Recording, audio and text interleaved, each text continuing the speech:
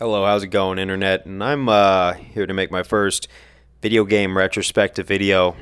And I could think of no other game to retrospect than one that's been with me for a while. And it's Capcom's Dead Rising.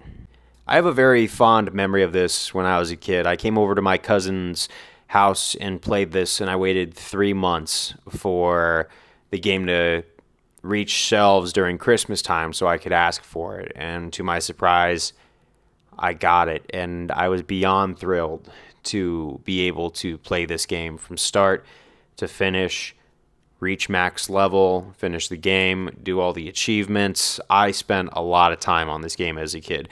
And it's got quite the following. It's not the most popular, but for video game standard, it is definitely like the Donnie Darko of video games, and the first Xbox 360 game I've ever owned. I'm going to break this video down into sections, starting with the gameplay.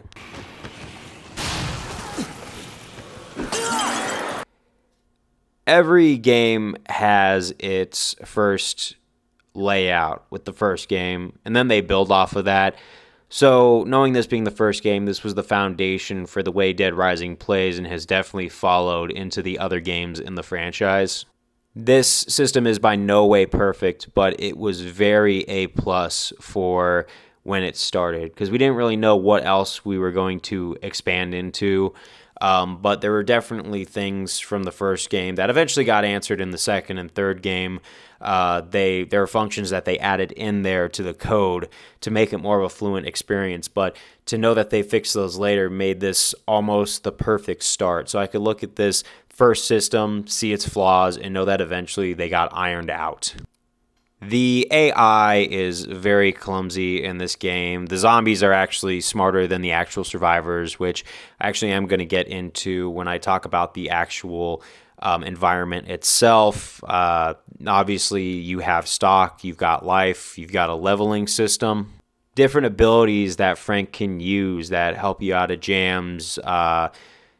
Double lariat, zombie road, there's judo tosses, just things to really get you out of jams that are very useful if you know how to use them. Sometimes I just usually walked around with a ton of shotguns and a ton of katanas and just blast my way through because those were the most overpowered.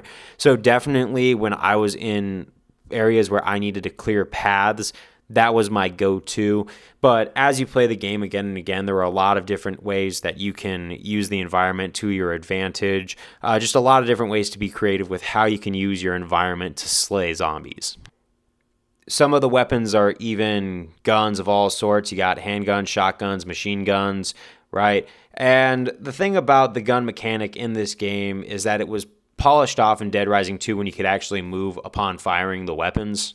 But there was a thing that I saw where I had to stand still just to get a good shot. So I had to clear a path, hide in a corner, and then tee off from a stationary position. And I usually had to back myself into a wall to avoid any zombies coming from behind and attacking me and throwing me off guard, especially in the early levels when you don't have a lot of health to spare. And it really incentivized you to wait till you got to max level of 50 before you tried doing a perfect playthrough like I attempted. Seeing this chart right here. But even then, the mixture of the AI with all the environments and the way that you can play the game kind of made getting a perfect run be very hard to do. But this is how I'm going to talk about the environment of the game.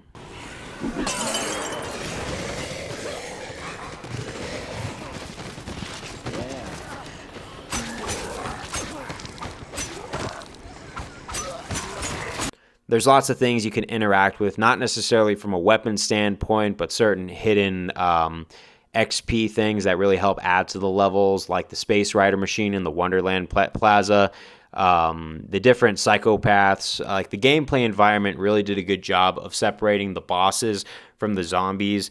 And I remember when I played this game, I wasn't expecting bosses in the environment.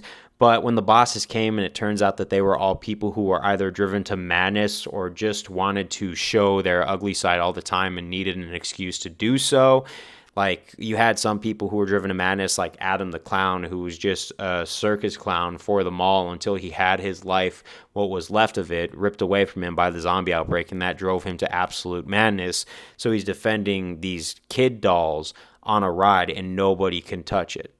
You had Cliff, a Vietnam veteran who was super into his war times and was actually just turned to complete PTSD madness by the zombie outbreak. And you could tell by the look on Frank's face that he actually showed remorse when it came to having to choose between him or Cliff. Then you had guys like the convicts, and then you had people like Joe, the officer, who really just wanted to exploit their sheer will and power and brute force along with the zombie outbreak, because what better way to cover up a crime than a zombie outbreak? And with the environment comes the way the characters interacted. Like, these were very human interactions, but I'm going to get into that during the final story section.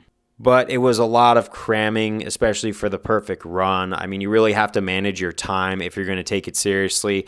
It's got the option to not take the cases seriously and just enjoy the gameplay. But after I got the true ending, I just cannot see myself going about this game without at least getting the true ending. Every now and again, I do like to go for ending B, but there's a lot of different endings that are reflective on how you choose to play the game, which is good because the environment seems very elastic in that way. So there's an ending for all the players who just wanted to have full-on catharsis and full-on mania with the environment and see the power dynamics with slaying the undead.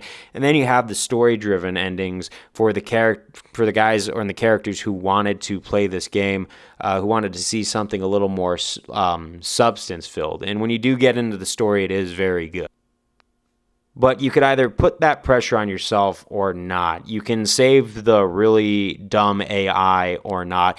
In fact, there were some playthroughs where I wasn't trying to get a perfect run through, where the AI frustrated it so much that I just sat back and watched them get eaten by the zombies and see who saw this. And I just saw it as a Darwinistic survival of the fittest when my evil side wanted to come out playing this game, just because the AI was clueless and trying to save survivors was not worth the time, especially when it puts you at a disadvantage for missing the cues for the main quest, which could really affect your ending.